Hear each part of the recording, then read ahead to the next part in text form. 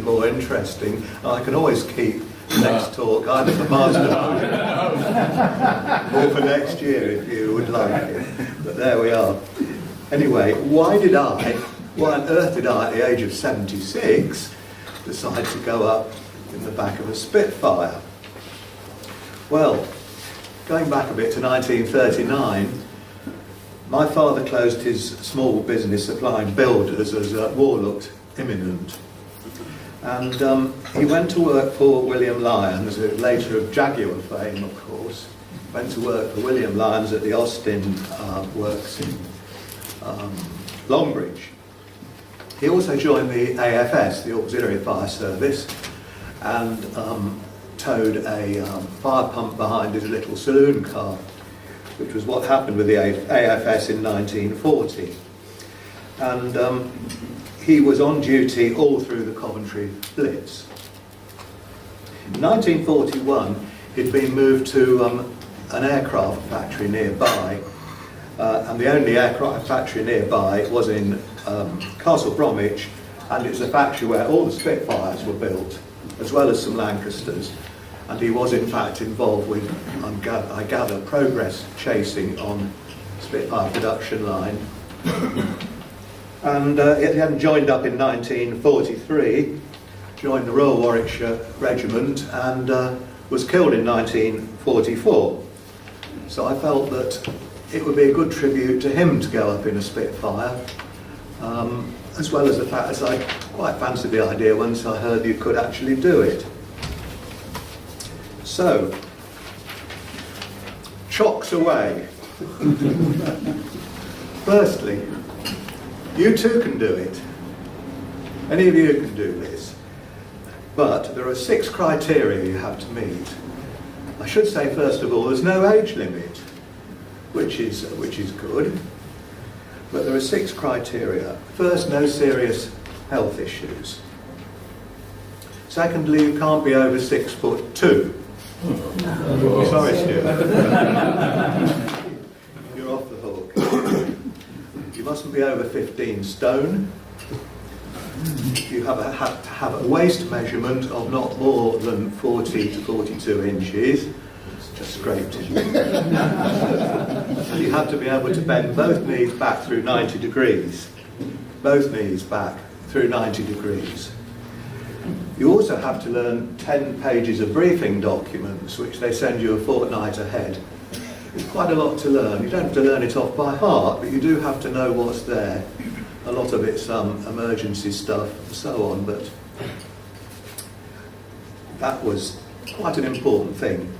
Okay, where did I decide to do this? Well, there were 2 options. One was Biggin Hill, which meant traipsing down to Kent. The other was Sywell, which is near Brixworth in Northants. So it was a lot more convenient. So anyway, I booked into to Sywell. First of all, the plane.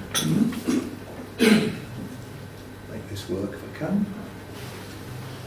The Grey Spitfire ML407. It's quite a famous aircraft. I'll explain in a minute why it's called the Grace Spitfire, but give it its full name. It's a Vickers Supermarine Spitfire, built in 1944 with the Merlin engine with twin superchargers, so it was one of the last of the fastest of the Spitfires. It was built in 1944, Mark 9, and it's quite a famous plane because on D-Day it shot down the first enemy aircraft over Eutaw Beach, and it then went on to do 320 combat hours. ML407 was then, the end of the war, converted into a trainer, and it did quite a few years as a trainer. Then it was sent to America. Someone was going to rebuild it in the States, but they didn't. It hung about in America, then it got shipped back to Scotland for some strange reason. It ended up in Scotland in 4 packing cases on the back of a trailer. So, poor old plane, it was in a bit of a state at that stage. So I'll get this in the right order. So, there it was, sitting sadly on a trailer in Scotland in bits, and it was auctioned, and a guy called Nicholas Grace bought the plane, and being an engineer, he decided to rebuild it. He brought it back to Northamptonshire and spent 2 years rebuilding it and converted it into two-seater properly, and then he learned to fly it, which was quite an achievement. 2 years building it, then learning to fly it. So there we are. The only terrible thing was that a year after he'd learned to fly it, he was killed in a road accident.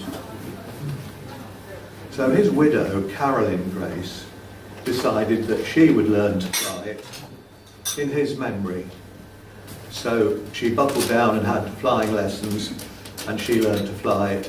And she was still flying it up to last year when she packed in her pilot's license. And about the same age as me, she stopped flying.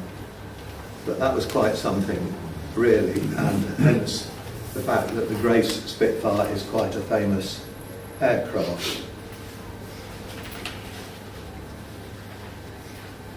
So, the first thing is you have to have a briefing and you have to be dressed up.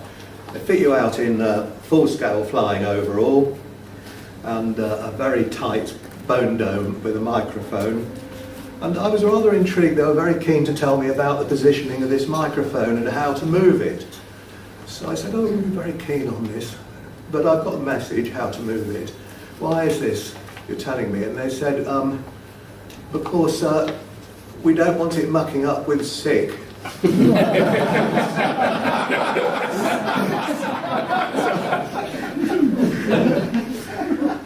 At that point, they tucked a bag into my top pocket with a little funnel in it, which was very, very thoughtful.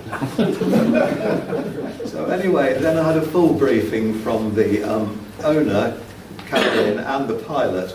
Pilot, interestingly, I felt he was young enough to be my grandson, but anyway, he was actually a pilot for BA, flew 747s as his normal job.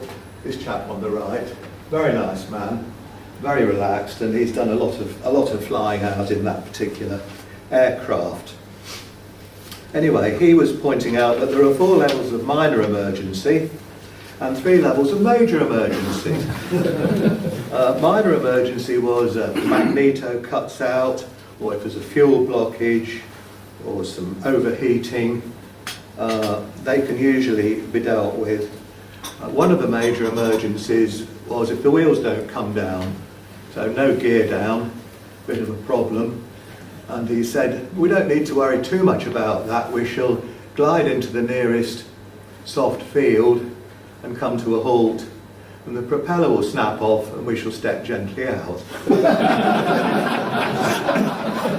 I can cope with that. So, I'll tell you more about the fire side of it later. We then walk out to the plane and the ground crew decide to get me completely fitted out with a rather tight-fitting parachute. And it took about 10 minutes for them to fit me into the plane, and I've never felt more like a sardine in my life, absolutely wedged in. One interesting thing is, in a Spitfire there isn't a floor as such, there's a void.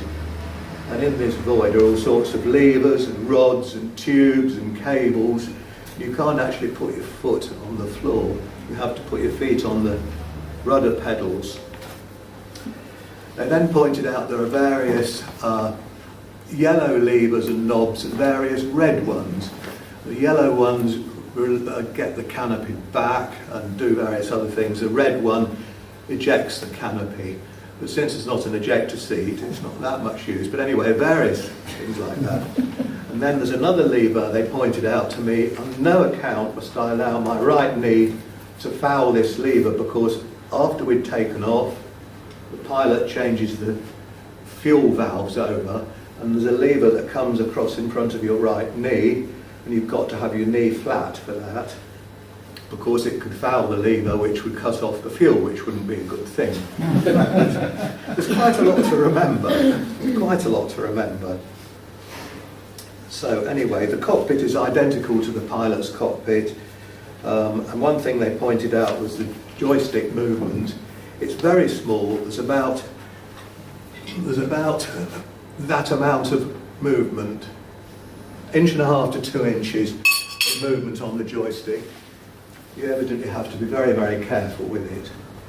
And he did say, I'm going to offer you the chance to fly the plane, but be gentle with it, and I shall say to you, would you like to have control? And you must say back to me, I have control, and then you will. So I said, right, okay. My head was rather ringing by that stage. There were 2 buttons on the top, one for machine gun and one for cannons. I didn't mention those, so I rather assumed they weren't armed. Right, next thing. To get this in the right order, because there's a lot going on at this stage. Right, the pilot, just before we got into the plane, that's the cockpit, by the way, with the joystick in the middle, and that's the pilot preparing to come and tell me a few things. And anyway, just before he got in, he said, I must tell you about fire. If there's a fire, the electrics will go down, and I won't be able to tell you there's a fire. So he said, the only thing for you to do is if you see me over there with my parachute open, he said, don't hang about. So I thought, right. Okay. Well, since it had taken them 10 minutes to stuff me into the cockpit in the first place, there's no way I could have got out in under 10 minutes. And having landed, it did take them 10 minutes to get me out. Anyway, the canopies were closed and the engine was started. Well, if you've ever heard a Spitfire going over and heard the wonderful sound of the Merlin engine, I assure you when you're sitting 2 feet behind those 8 stub exhausts, it's considerably more noisy. Absolutely deafening. So, another interesting thing about Spitfires is that they can't be on the ground for more than 5 minutes with the engine running because they seriously overheat. So, if you've seen any wartime films, chaps running to the planes and jumping in and taking off, they really do have to because they can't sit there idling in a polite queue or anything. They just can't. Radiators have to be working with air flowing through them at 1,000 feet or whatever. Anyway, we took off very quickly, very speedily, straight up in the air, and in 5 minutes we were over Stoughton Aerodrome, having flown at 380 miles an hour from Sywell. And down on the ground was Palm Deep, who had kindly made a contribution to the President's Fighting Fund in order to discover the exact time we'd be over Stoughton. So although I didn't see him, I think he saw us and heard us anyway. So we levelled out and went round towards the Eyebrook. And as we approached the Eyebrook, the pilot said to me, would you like control? So I said, yes, I would. So he said, you have control. So I said, right, I have control. And he put his hands in the air like that. So I thought, well, I really did have control. And very warily I steered it to the left and the right, and up and down, and didn't do anything dramatic. But at least I can say that I've flown a Spitfire. That's me being pushed into the cockpit, by the way, just to retrace a bit. And that's Carolyn Grace, who's about to start the sardine job with me. Anyway, I'd flown it. That was great. We'd been in the air about 15 minutes. Then came the fateful moment. The pilot said, crackling over the intercom, would you like to do any aerobatics? So I said, I was quite relaxed by then, having flown it. So I said, well, since we're here, we might as well. And next thing we did a barrel roll to the left. and then a barrel roll to the right, and then we were going up and up and up and up and up and up and up. Next thing I saw, cows in a field. And we came round, and oh dear. At that stage I was looking at my top left hand and thinking about moving the microphone. Well, I'm not going to use it, and I didn't. Anyway, we headed for Sywell and made a very nice smooth landing exactly 26 minutes later. And first thing I said to my wife, who was on the ground, I said, "Will you be able to drive me home?" That was a bit of a shake, I have to say. I don't know how those lads then got into those aircraft and flew them for an hour at a time, 3 sorties a day, ducking and weaving and trying to survive. I just don't know how they did it, but they were a lot younger, 19, 20, 21, most of them. Anyway, the final irony was that Spitfire propellers are now made of carbon fibre, and they're quite an intricate thing now. And there's only one factory in one country in the whole of Europe that can make them. Anyone like to guess what country it is? Germany,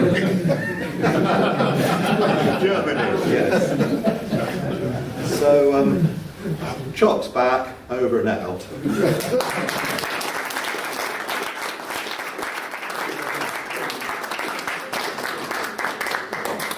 Does anybody have any questions for Chris? Was it a grass airfield you're landing on? Was it grass? Or Yeah. We landed on and took off on tarmac, but all the taxiing was done on grass, yes. And interestingly, a Spitfire pilot can't see where he's going on the ground. Of course, the nose comes right up here, so if you've ever seen them taxiing, they're always weaving slightly to the left and the right, so the pilot can see to the left and right of the nose. Roger. Dare I ask how much this costs? It's a funny thing, but I've got these hearing aids and the batteries. And they're very intermittent. Sometimes I can hear questions and sometimes I can't. There's such a thing as the internet. Any more questions? Then can I call on Simon Grivet to propose a vote of thanks? Chris, that was a fascinating tale, and I think from now on we're going to call you Biggle. I remember my boyhood and these lovely tales of daring do of 1940 when Hitler was intent on invading England, and those very few, held the line. Otherwise things would have been very different. As you said, 19, 20-year-olds going up there bravely, and they really did hold the line and change history. Anyway, a great thrill for you to do that and for you to share that with us. Those boys, like Rotary, epitomised service before self. Let's think of them now, but more than anything else, gentlemen, ladies and gentlemen, can we thank Chris for his fascinating talk?